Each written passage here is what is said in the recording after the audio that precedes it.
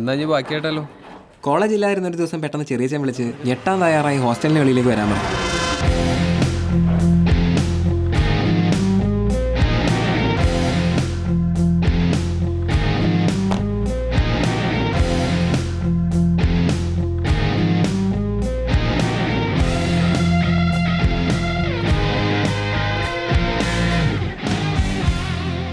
മുരളിയുടെ ചെറിയച്ഛൻ എന്ത് ചെയ്യുന്നു? ക്യാച്ച് പറീസ് എന്ന മൾട്ടിനാഷണൽ കമ്പനിയുടെ സിഇഒ ആണ്. ക്യാച്ച് പരീസ്? യെസ്.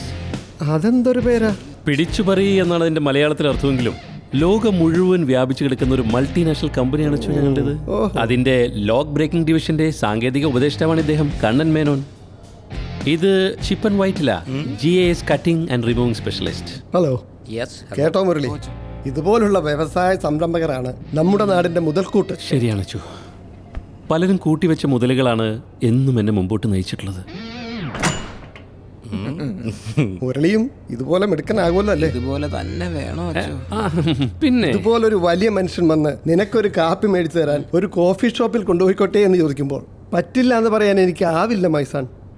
പോയി വരൂ. എവിടെ പോയാലും എന്തെങ്കിലും അടിച്ചോണ്ട് വന്നോളൂ. ഈ ഗിറ്റാർ എന്ന് പറഞ്ഞവന് പ്രാന്താ. അനിയാ, അതാണോ ഗിറ്റാർ? അത് ഗിറ്റാർ, അതാണ് ഗിറ്റാർ. നല്ല തറവാടി ചെറിയച്ച. ഇതെവിടെ തിരിച്ചു വെച്ചില്ലെങ്കിൽ അച്ഛൻ ഇത് കയ്യിൽ നിന്ന് വിഷമിക്കാതിരി. ഈ ലോക്ക് ബ്രേക്കിംഗ് സ്പെഷ്യലിസ്റ്റുകൾ എന്റെ കൂടെ ഉള്ളപ്പോ ആ സാധനം അച്ഛൻ്റെ റൂമിൽ തിരിച്ചു വെക്കില്ല അത്ര വലിയ പ്രശ്നമുള്ള കാര്യമാണ്. പെൻഷൻ കെട്ടി കാശ് മൊത്തം കെട്ടിപ്പിടിച്ചാൽ വീട്ടിലിരിക്കാതെ ജീവിതമൊക്കെ ഒന്ന് അടിച്ചു പൊളിക്കാതെ ഒരു ബാറ്ററി ചേർത്ത മൊബൈലിൽ ഇതെന്റെ ചിറ്റയുടെ മോൻ സുഗുണൻ, ഇത് ആശാന്റെ ചേട്ടന്റെ മോൻ മുത്ത്.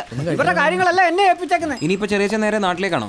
അല്ലല്ല, ഞങ്ങൾക്ക് കൊരട്ടിപ്പള്ളി പെരുന്നാൾ കൂടണം. ലക്ഷങ്ങൾ പങ്കെടുക്കുന്ന നേർച്ചയാ. ഞങ്ങൾക്ക് നന്നായിട്ടൊന്ന് നേരണം. ചെറിയച്ഛന്റെ ഫ്രണ്ട്സിനെ പരിചയപ്പെട്ട കുഞ്ചാക്കോ പുതിയ ബന്ധം സീനിയേഴ്സിനെതിരെ പ്രയോഗിക്കാൻ തീരുമാനിച്ചു അല്ലടാ. അടുത്ത ദിവസം തന്നെ അവരെയും കൂട്ടി ആദ്യ ശ്രമം തുടങ്ങി. അമ്മാരുടെ കൂടെ നിൽക്കുന്ന നമ്മൾ അന്ന് ഉടക്കി പിരിഞ്ഞ ബ്രോക്കർ സുഗുണനല്ലടാ. ഇന്ന് വരട്ടിയാ മാത്രം മതി. സുപ്രണ്ണ, ഇന്നലെ വടിവാൾ വെച്ച് എന്തായിരുന്നു പരിപാടി? ഇന്നലെ ഞാൻ അവന്റെ കൊതികാലങ്ങ് വെട്ടി. ആ വെട്ടിന അവന്റെ കഴുത്തങ്ങ് തെറിച്ചു പോയി. ഇനി ഞാൻ നീ വിളിച്ചാൽ എങ്ങും വരത്തില്ല, പിണങ്ങി.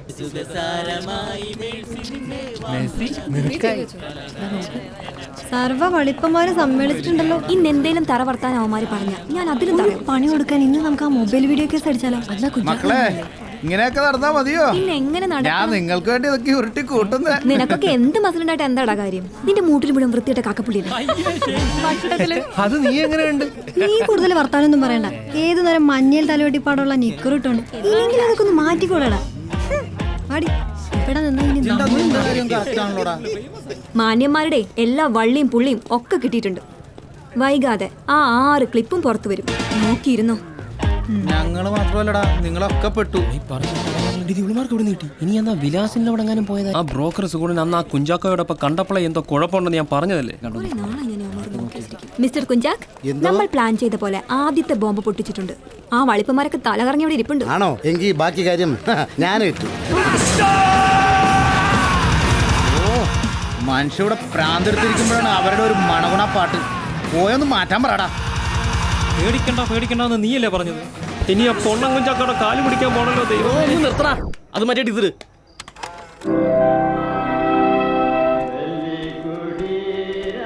ഓഹോ, ഇത്ര അർത്ഥവത്തായ പാട്ടുകളൊക്കെ നിങ്ങൾ കേട്ടു തുടങ്ങി.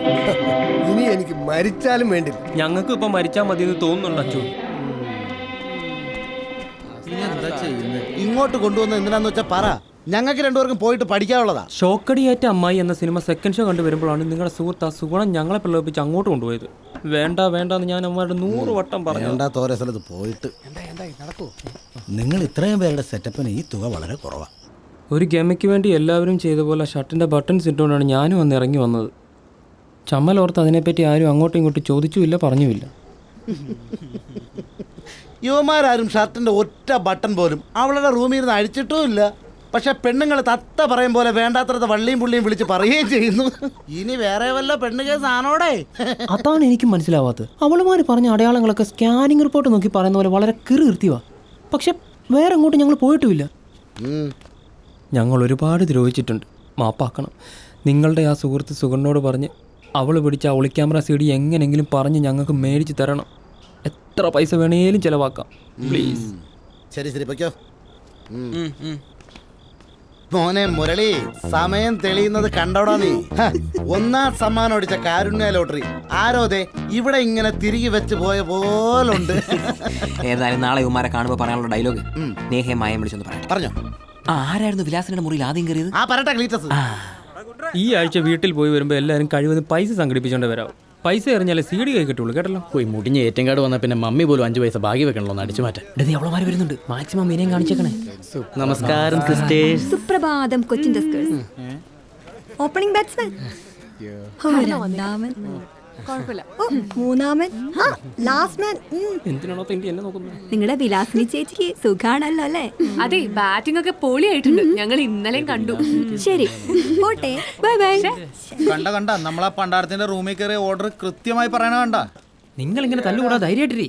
രക്ഷിക്കാവുന്ന കുഞ്ചാക്കോ എന്നോട് ഏറ്റതല്ലേ? ആ പൊട്ടൻ ചക്കന്മാരുടെ പൈസ മൊത്തം നമുക്ക്. ആ അഹങ്കാരി വിലാസിനയുടെ തലയില് ഞാനൊരു ഉടങ്കൊലു മാരുതി കെട്ടിവെച്ചാണ്. അപ്പൊ അവള് മുമ്പ് ഉപയോഗിച്ചിരുന്ന ഈ സ്കൂട്ടർ എന്നെ വിൽക്കാൻ ഏൽപ്പിച്ചിരിക്കുക. ഇത് വെച്ച് നമുക്കൊരു കളി അങ്ങ് കളിച്ചേ പറ്റൂ. അതെ, പൂത്ത പൈസയുള്ള വീട്ടിലെ മണ്ടന്മാര്. നമുക്കൊരു 25 ലക്ഷം രൂപ ചോദിച്ചാലോ? അയ്യോ, അത് തീരെ കുറഞ്ഞു പോയല്ലോ. അയ്യോ, അതിൽ കൂടുതലൊക്കെ ചോദിച്ചാൽ റെഡി കാശ് എടുക്കാൻ അമാരൻ ഉണ്ടാവോ? ദേ, ആദ്യം കിട്ടുന്ന 15 ലക്ഷം ഞാൻ എടുക്കും. ലാസർ മുതലാളിയുടെ ഫിഷിംഗ് ബോട്ട് പാപ്പി വിൽക്കാനിട്ടിരിക്കുവാ. അത് മേടിച്ച് ഡാഡിക്കൊരു ബർത്ത്ഡേ ഗിഫ്റ്റ് കൊടുക്കാനാ. എന്നാ പിന്നെ ഒട്ടും കുറയ്ക്കണ്ട. ഇവന്റെ മമ്മിക്ക് വീഗാലാൻഡും പെങ്ങൾക്ക് ലുലുമാളും കൂടെ ആയാലും. അതാണ് തറവാടി. അയ്യടാ, ദേ ഈ മന്ദബുദ്ധിയുടെ വെള്ളത്തരവും കിട്ടുകൊണ്ട് മുന്നോട്ട് പോയാൽ നിങ്ങൾക്കൊരു ചായക്കാശ് പോലും കിട്ടത്തില്ല. നമ്മൾ പെടും. ഏതായാലും ഈ പരിപാടിക്ക് ഞാനില്ല. ഡാഡിക്ക് ബർത്ത്ഡേ ഗിഫ്റ്റ്. നീ ഇതെവിടെ പോന്നു? ഇത് തടയും. മൂളിപ്പാട്ട് കേട്ടിട്ട് കുഞ്ചാക്കോ നല്ല മൂഡിലാന്ന് തോന്നുന്നു. നമസ്കാരം കുഞ്ചാക്കോ. ഞങ്ങൾ എല്ലായിടത്തും തിരക്കി. ഈ സമയത്ത് കുളിക്കുമെന്ന് കരുതിയില്ല. ഞാനും തീരെ പ്രതീക്ഷിക്കാത്തൊരു കുളിയായിരുന്നു. പോയി നാളത്തേക്കുള്ള പൈസ റെഡിയാക്കി.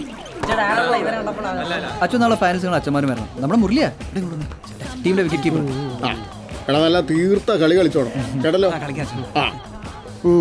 ഇവിടെ സ്പോർട്സ് കോട്ടയാണെന്ന് പറഞ്ഞ് കുറെ അമ്മമാര് വന്നിട്ടുണ്ട്. ഒരു ഗുണവും ഇല്ല. എടാ മുരളി, നാളെ നമുക്ക് കപ്പെടുക്കണം കേട്ടോ. ഉറപ്പായിട്ടും. അനി അച്ഛോ നിന്നടാ. എടാ, ഞാൻ കഴിഞ്ഞ ദിവസം തിരുവനന്തപുരത്ത് പോയി. മിനിസ്റ്ററേയും CTPയും കണ്ടു. നമ്മുടെ ബിൽഡിംഗ് കാര്യത്തിന് നല്ല പുരോഗതിയുണ്ട്. അതൊക്കെ ശരിയാവച്ചോ. ഭാഗ്യത്തിന് അച്ഛൻ്റെ വരവിനെ പറ്റി പിന്നീട് ആരും ഒന്നും ചോദിച്ചിട്ടൊന്നുമില്ല. പ്രത്യേകിച്ച് നമ്മുടെ പ്ലാവനാക്കുഴി അച്ഛൻ. പിന്നെ നിന്നോട് എനിക്കൊരു കാര്യം പറയാനുണ്ടായിരുന്നു. ഇന്നലെയും അജുവിനെ കാണാൻ അവൻ്റെ ഡാഡി വന്നിരുന്നു. പക്ഷെ അവൻ കാണാൻ കൂട്ടാക്കില്ല. നീ ഒന്നുകൂടെ അവനോടൊന്ന് പറഞ്ഞു നോക്കാവൂ. വലിയ താല്പര്യമില്ലാഞ്ഞിട്ടും പലരും നിർബന്ധിച്ചിട്ടാ അവനോട് പഠിക്കാൻ ചേർന്നിട്ടുള്ളത്. എന്നോട് പറഞ്ഞ ചില കാര്യങ്ങൾ വെച്ച് നോക്കുമ്പോൾ ഈ കാര്യത്തിൽ അവനെ വല്ലാണ്ട് അങ്ങോട്ട് നിർബന്ധിക്കാതിരിക്കുന്ന ബുദ്ധി തോന്നിച്ചോ. ഇനി അയാൾ വരവ് തുടർന്നാൽ താമസിയാതെ ദുബായിലേക്ക് തിരിച്ചു പോയി കളയുന്ന അവൻ എന്നാണ് എൻ്റെ അടുത്ത് പറഞ്ഞത്. ഞങ്ങളുടെ കുഞ്ചാക്കോയുടെ ഫ്രണ്ട്സ് ആയതുകൊണ്ട് ഇതിനൊരു 5 പൈസ ഞങ്ങൾക്ക് വേണം. ഇന്ന് അങ്ങനെ അഡ്വാൻസ് കിട്ടിയില്ലായിരുന്നല്ലോ. ചാനലുകാർക്ക് കൊടുക്കട്ടെ എന്ന് പറഞ്ഞ് വിലാസിനെ വിളിച്ചോണ്ടിരിക്കുകയായിരുന്നു. ഞാൻ തടഞ്ഞല്ലേ കാണായിരുന്നു. ഫോൺ ചോർത്തൽ നടക്കുന്ന കാലമായതുകൊണ്ട് ഈ ഇരിക്കുന്ന വണ്ടിക്കച്ചവടം എന്ന രീതിയിലേ അവള് സംസാരിക്കത്തുള്ളൂ. അതുകൊണ്ട് നിങ്ങൾ പേടിക്കണ്ട. ഹലോ ചേച്ചി, നമ്മുടെ ആവശ്യക്കാർ പിള്ളേർ വന്നിട്ട് എന്തെങ്കിലും കുറയ്ക്കാൻ പറ്റുമെന്ന്. ഹലോ, നിങ്ങൾ ഭാഗ്യം ചെയ്തവരാടാ. ഈ ചുളു വിലക്ക് എന്റെ വണ്ടിയാന്ന് പറഞ്ഞാൽ ചൂടപ്പം പോലെ കൊത്തിക്കൊണ്ട് പോയ ആൾക്കാർ ക്യൂ നിൽക്കുവാ. കാണോ? വീഡിയോയ്ക്ക് വേണ്ടി വിളിക്കുന്ന ചാനലുകാരെ പറ്റിയാ. അയ്യോ വേണ്ട ചേച്ചി, പൈസ മുഴുവൻ തരുമ്പോ ഒറിജിനലും ഒപ്പം മറ്റേന്റെ കോപ്പി ഒന്ന് പുറത്തു തന്നാ മതി. ഇനി എനിക്ക് എന്തിനാടാ ആ പഴയതിന്റെ കോപ്പി? സുഗുണം തന്നെ ഒപ്പിച്ചു തന്നെ ഈ ചുമന്ന കുട്ടപ്പൻ എന്റെ കയ്യിലുള്ളപ്പോ. ഏതോ ചുവന്ന കുട്ടപ്പന്റെയും വീഡിയോ അവളെടുത്ത് ഇനി അവന്റെ ക്ലിപ്പും വാട്സപ്പിൽ വന്നോളും. തളരാത്ത ആവേശവുമായി ബത്ലഹേമിന്റെ ചുണക്കുട്ടികൾ ഗ്രൗണ്ടിൽ തിമിർത്ത് കളിക്കുന്നു. തീപാറുന്നൊരു ഷോട്ടാണ് ഇപ്പോൾ നമ്മൾ കണ്ടത്. കാര്യം മുരളിയോടുള്ള വാശിക്കാണെങ്കിലും അതങ്ങ് സാധിച്ചു കൊടുത്തേ ക്ലീറ്റസേ. നമ്മുടെ കുഞ്ചാക്കോ ആഗ്രഹം കേട്ടപ്പോ ഞെട്ടിപ്പോയി കുഞ്ചാക്കോ. പക്ഷെ ഒരു സംശയം, താൻ എന്തെങ്കിലും ക്രിക്കറ്റ് കളിച്ചിട്ടുണ്ടോ? കൊള്ളാം. കടപ്പുറത്തെ ചെസ് കളിയുടെ ചാമ്പ്യൻ ഞാനല്ലേ. പിന്നെയാണോ ഈ മണ്ടന്മാരുടെ കളി? ഞങ്ങളുടെ റഷ്യനായ കുഞ്ചാക്കോ ഫൈനൽ ക്രിക്കറ്റ് കളിച്ചു. 6 വിക്കറ്റ് നഷ്ടത്തിൽ 147 റൺസ് എടുത്തിരിക്കുന്നു. അത് 1 വിക്കറ്റ് കൂടി എടുത്തിരിക്കുന്നു. തകർപ്പൻ ബോളിംഗ്, ക്ലീൻ ബോൾ.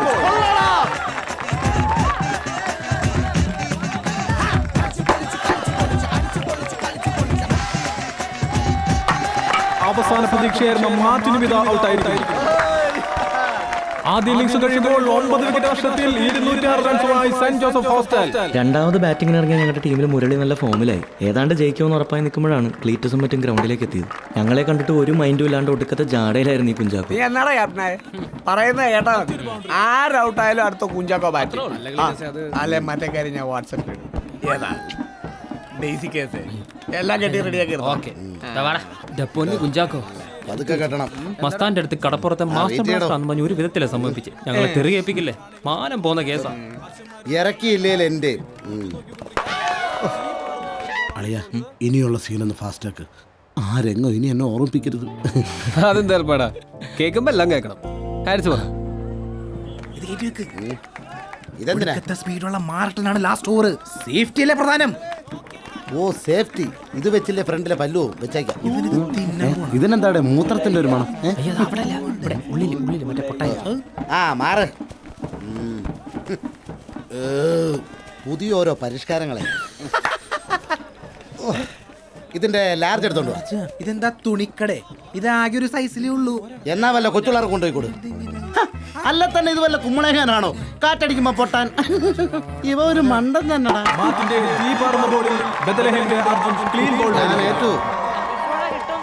തകർത്തിട്ട് വരാം.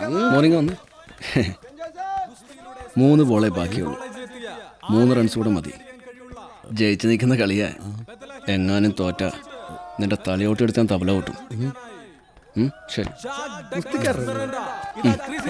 എടാ നിന്നെയാടാ ഇപ്പൊ ഇങ്ങോട്ട് ഇറക്കി വിട്ടത്. എടാ മന്ദബുദ്ധി തീറ്റ മത്സരമല്ല. ഊച്ചാളി നീ അങ്ങനെ ഒറ്റയ്ക്ക് ഷൈൻ ചെയ്യണ്ടാ യൂദാസ. ആൾക്കാർ എന്നെ നോക്കി കൈയടിക്കുന്നത് കണ്ടോ?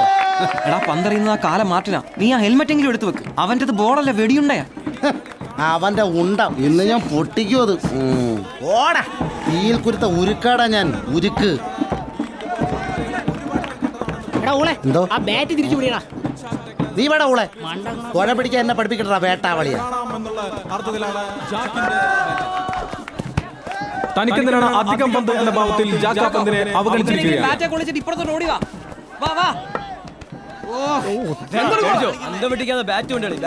ആഞ്ഞം കാണിച്ച് പറ്റിക്കാതെ പന്തറിയടാ തെണ്ടി.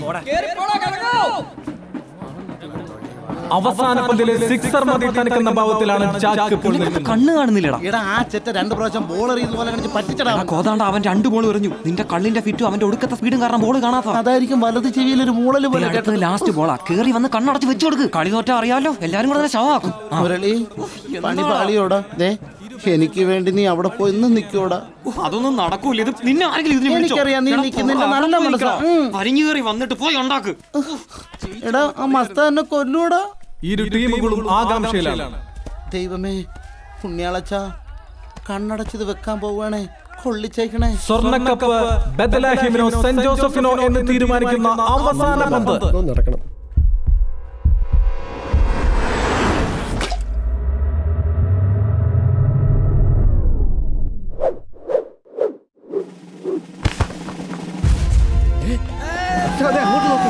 ബൗണ്ടറി.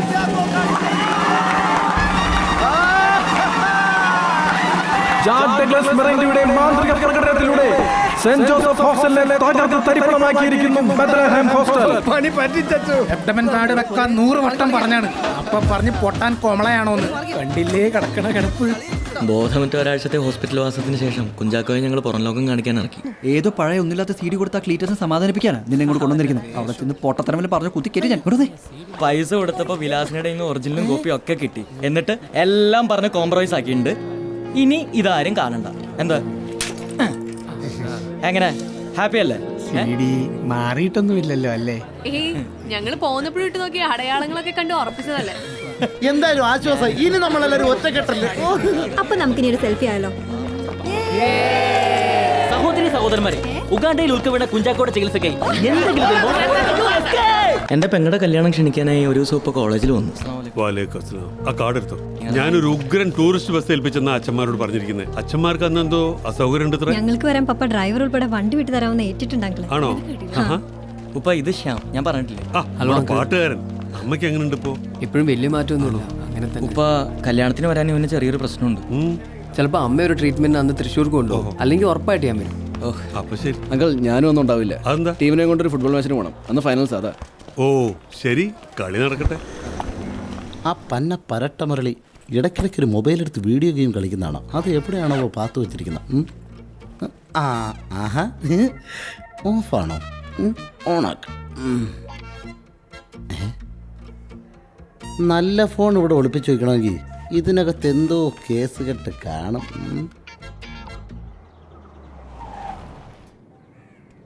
അത് കുത്തിക്കോട്ട് ഇരിക്കെ. വേണ്ട സമയത്ത് വിളിച്ചാ ഫോൺ എടുക്കുകയല്ല.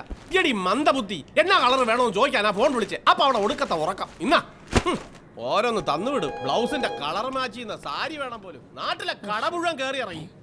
തെളിഞ്ഞു വന്നല്ലോ. MOLU മോള്.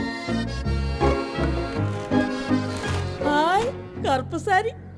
എടാ കള്ളമുത്തേ, ലാസ്റ്റ് ഏതോ മോളൂനെ വിളിച്ചിട്ട് ഫോൺ ഓഫ് ചെയ്ത് വെച്ചിരിക്കായിരുന്നല്ലേ? ഏതായാലും ഒന്ന് മുട്ടി നോക്കിയാലോ? അതും ചുറ്റി നിൽക്കാതെ കഴിക്കാൻ വല്ല എടുത്ത് വെക്കടി. മുട്ടുവിൻ തുറക്കപ്പെടുമെന്നാണല്ലോ. ഇങ്ങനെ തന്നെയാണല്ലോ. ഇതെവിടുന്ന ബാത്റൂമിൽ നിന്നാണല്ലോ വിളിക്കുന്നത്. പതിവില്ലാതൊരു വിളി. മോളോ, കുളിക്കുന്നോണ്ടായിരിക്കോ സ്വരം മാറിയിരിക്കുന്നത്? പരക്കനാണെങ്കിലും പഞ്ചപാവ. അതെ, കറുപ്പ് നിറം എനിക്കിഷ്ടായി. ആ പിന്നെ ആ പല്ലുവിലെ ഹാൻഡ് വർക്കേ ഒന്ന് അമർത്തി ചെയ്തിരുന്നെങ്കിൽ സൂപ്പർ ആയനെ. കുളിച്ചിട്ട് വാ, ഒരു സൂപ്പർ സ്ഥലം ഞാൻ ഉണ്ടാക്കി വെച്ചിട്ടുണ്ട്. ശടാ, അപ്പൊ മനസ്സിലൊരു സ്നേഹമൊക്കെ ഉണ്ടല്ലേ? ആ, ഫോണിൽ കൂടെ ഉള്ളൂന്ന് മാത്രം.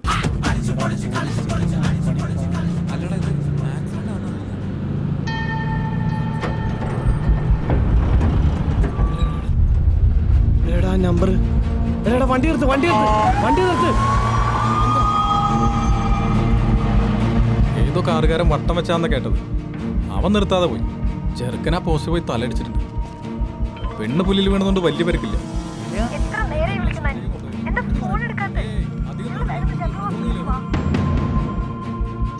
എല്ലാം അവിടെ വിളിച്ചു പറഞ്ഞ് ഏർപ്പാടാക്കിയിട്ടുണ്ട്.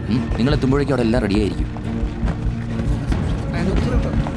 അതെ, വേറെ കുഴപ്പമൊന്നുമില്ലല്ലോ. ഹോസ്റ്റൽ കൂടുതൽ ആരോടൊന്നും പറയുന്നില്ല. നീ അവരോടൊന്നും പോണേ. ശരി.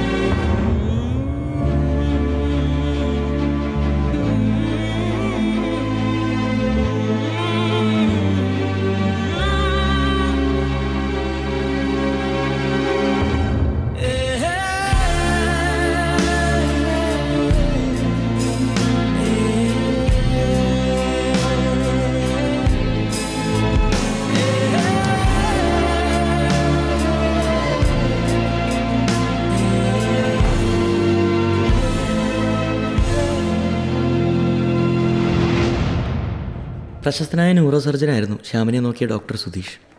അദ്ദേഹം അവൻ്റെ കാര്യത്തിൽ എന്തു പറയുന്നതായിരുന്നു കാത്തിരുന്ന് ഞങ്ങളുടെ എല്ലാം ആകാംക്ഷയും പ്രതീക്ഷയും. ഈ ഡോക്ടർ സുധീഷിൻ്റെ ഒരു പരിചയക്കാരനാണ്. പുറമേക്ക് വലിയ പരിക്കൊന്നുമില്ല, പക്ഷേ നാളത്തെ സ്കാൻ റിപ്പോർട്ടൂടെ വന്നാലേ എന്തെങ്കിലും പറയാനൊക്കത്തുള്ളൂ. കുറച്ച് പൈസ ഞാൻ കരുതി. അയ്യോ, ഇപ്പോൾ വേണ്ട ചോ. ഇവിടെ വേണ്ടിടത്തോളം അടച്ചു കഴിഞ്ഞു. ഹാരിസ് വീട്ടിൽ നിന്ന് വന്നപ്പോൾ കരുതിയാ വന്നത്. പിന്നെ ബുദ്ധിമുട്ടില്ലെങ്കിൽ ശ്യാമിൻ്റെ അച്ഛനെ വീട്ടിലേക്ക് പോകുന്ന വഴിക്കൊന്ന് ഡ്രോപ്പ് ചെയ്യാൻ പറ്റുമായിരുന്നെങ്കിൽ വലിയ ഉപകാരമായിരുന്നു.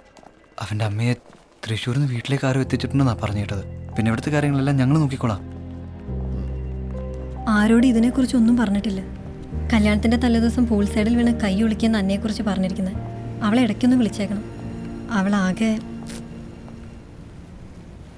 ഇന്നലെ ഇടിച്ചിട്ടിട്ട് പോയത് നീലയിൽ സ്റ്റിക്കർ ഒടിച്ച ഒരു റാലിക്കാരായിരുന്നു. സമാധാനമായിട്ട് ഇവരൊക്കെ ഇവിടെ ഉണ്ടല്ലോ.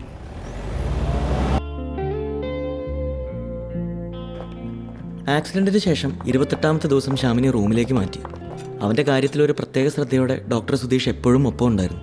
It's good. സർജറിയുടെ ആവശ്യമില്ല. ഇതിൽ കാര്യങ്ങൾ വളരെ പോസിറ്റീവായിട്ട് വരുന്നുണ്ട്. So relax. ഇന്ന് ഹാരിസ് ആണോ ഇവിടെ? അതെ. രാത്രിയെന്നോ പകലെന്നോ നോക്കാതെ മാറി മാറി ഞങ്ങൾ അവന് കൂട്ടിരുന്നു. 1 മാസത്തോളം കഴിഞ്ഞ് ഡിസ്ചാർജ് ചെയ്യാവുന്നതായപ്പോൾ ഡോക്ടറെ ഞങ്ങളെ വിളിപ്പിച്ചു. കൊണ്ടുപോയാലും ശ്യാമിൻ്റെ കാര്യത്തിൽ തുടർന്ന് പാലിക്കേണ്ട കാര്യങ്ങൾ കൃത്യമായി ഞങ്ങളെ പറഞ്ഞേൽപ്പിച്ചു. ശ്യാമിൻ്റെ കാര്യത്തിൽ ഞങ്ങൾക്കൊക്കെ എന്ത് ബുദ്ധിമുട്ടാണെന്ന് അങ്കിൾ പറയുന്നത്? എന്തൊക്കെയായാലും നിങ്ങൾക്ക് നിങ്ങളുടേതായ സ്വകാര്യതകളൊക്കെ ഇല്ലേ? അവൻ്റെ ഒരു പക്വതക്കുറവ് കൊണ്ട് സംഭവിച്ചതിന് നിങ്ങളെല്ലാവരും കൂടി അവിടെ നോക്കിക്കൊള്ളാന്നൊക്കെ പറഞ്ഞാൽ അവധിക്ക് പോലും പോകാതെ എത്ര നാളാ? അങ്കിൾ ഇത് ആരുടെയും പക്വതക്കുറവൊന്നുമല്ല, സംഭവിക്കാനുള്ളതായിരുന്നു. അത് അഥവാ പക്വതക്കുറവാണെങ്കിൽ തന്നെ അത് ശ്യാമിൻ്റെ അല്ല, എൻ്റെ അങ്കിൾ. എന്താ സംഭവിച്ചെന്നുള്ളത് അങ്കിൾ അറിയണം. ഞങ്ങളന്ന് തൃശ്ശൂർ ടോൾ പ്ലാസ കഴിഞ്ഞ് കുറച്ച് ദൂരമായി കാണും. ഏതോരുത്തം പിന്നാലെ ഉണ്ടല്ലോ കുറേ നേരമായിട്ട്. ഉറക്കമില്ലാത്ത ഏതെങ്കിലും പൂവാലിനായിരിക്കും.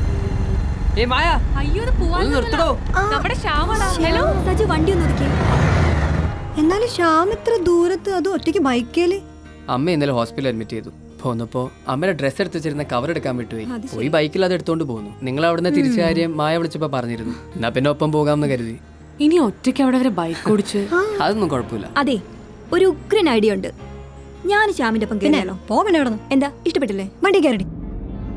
ഒടുവിൽ ഇവള് വല്ലാതെ നിർബന്ധിച്ചപ്പോ ഞങ്ങളൊപ്പം തന്നെ ഉണ്ടല്ലോ എന്ന ധൈര്യത്തില് ഞാനാണ് അതിന് സമ്മതിച്ചത്. അങ്കിൾ കുറെ നേരത്തേക്ക് ഇവർ മുമ്പിൽ കയറിയും ഞങ്ങളെ കയറ്റി വിട്ടും എൻജോയ് ചെയ്ത് വരികയായിരുന്നു.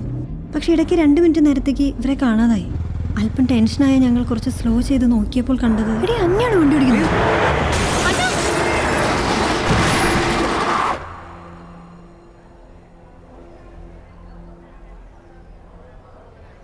ഈ അവസ്ഥയിൽ ഞങ്ങൾ അവനെ കൈയൊഴിഞ്ഞ പിന്നെ ഞങ്ങൾ എന്ത് കൂട്ടുകാരൻ? അങ്കിൾ അവനെ കൊണ്ടുപോയിക്കോ, പക്ഷെ ഇപ്പോഴല്ല. അവന് സംസാരിക്കാനും നടക്കാനും ഒക്കെ ആവുമ്പോൾ. അതുവരെ എന്തിനാ വെറുതെ അമ്മയും കൂടി വിഷമിപ്പിക്കാൻ? ശ്യാമിൻ്റെ അല്ല, അന്നയുടെ കൈപ്പഴവിൽ നിന്നാണത് സംഭവിച്ചതെന്ന് മനസ്സിലാക്കിയിട്ടും അവൻ്റെ അച്ഛൻ ആരെയും കുറ്റപ്പെടുത്തിയില്ല.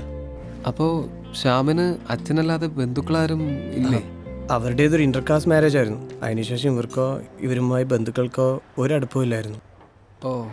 ശ്യാമിൻ്റെ അച്ഛൻ അനുവാദം കിട്ടിയ ഞങ്ങൾക്ക് പിന്നെ ഏറ്റവും വലിയ കടമ്പ എന്ന് പറയുന്ന കോളേജ് മാനേജ്മെൻറ്റിൻ്റെയും ഹോസ്റ്റൽ അധികാരികളുടെയും സമ്മതം മേടിച്ചെടുക്കുക എന്നുള്ളതായിരുന്നു. അതിനുവേണ്ടിയുള്ള പരിശ്രമങ്ങളും ചർച്ചകളും ആയിരുന്നു പിന്നീട് അങ്ങോട്ട്. തളർന്നു കിടക്കുന്ന ഒരാളെ പരിപാലിക്കുന്നത് അത്ര എളുപ്പമല്ല. ഇതൊരു ആരംഭ ശൂരത്വം മാത്രം ആവരുത്. ഒരിക്കലും ഇല്ലച്ചോ. ഇനി അവൻ്റെ മനസ്സ് പതിയുന്ന മുഖങ്ങളും ചിത്രങ്ങളെല്ലാം അവനെ സന്തോഷപ്പെടുത്തുന്നത് മാത്രമായിരിക്കും എന്ന് ഞങ്ങൾ ഡോക്ടറോട് ഉറപ്പ് കൊടുത്തിട്ടുണ്ട്. അതുകൊണ്ടാണ് അമ്മേൻ്റെ അടുത്തേക്ക് അവനെ. അമ്മയ്ക്ക് ഇതുവല്ലോ അറിയോ? ക്യാമ്പസ് സെലക്ഷൻ വഴി ജോലി കിട്ടിയിട്ടുണ്ട്. ടെമ്പററി ട്രെയിനിങ് വേണ്ടി പുറത്തു പോയിരിക്കാന്നാണ് പറഞ്ഞിരിക്കുന്നത്. നിങ്ങളുടെ ഉദ്ദേശശുദ്ധി മനസ്സിലാക്കിയതിനാൽ പ്രിൻസിപ്പലിനോടും മാനേജറിനോടും ഞാൻ സംസാരിച്ചിട്ടുണ്ട്. നിങ്ങൾക്ക് ആ ഒഴിഞ്ഞു കിടക്കുന്ന ഗെയിംസ് റൂം വൃത്തിയാക്കി എടുക്കാം. എന്നാ പിന്നെ അതിനുള്ള ഒരുക്കങ്ങൾ അങ്ങോട്ട് തുടങ്ങടാ. അല്ലേ തുടങ്ങി വെച്ചോ.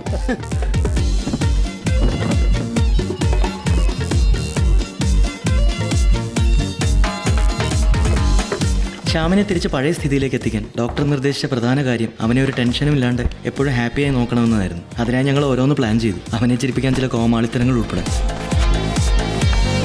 പോയോ? ഇപ്പൊ നല്ലൊരു ആശ്വാസം.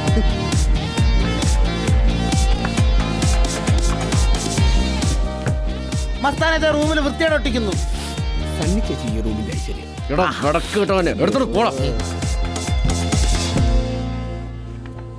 അത് മാത്രം എടുക്കണ്ട നീ.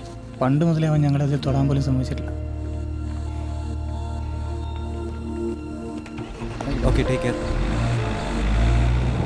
ഒരുക്കങ്ങളെല്ലാം പൂർത്തിയാക്കിയ ഞങ്ങളുടെ ഹോസ്റ്റലും പൂർണ്ണ മനസ്സോടെ ശ്യാമിനെ സ്നേഹിച്ച എല്ലാവരും ചേർന്ന് അവനെ അങ്ങ് ഏറ്റെടുത്തു.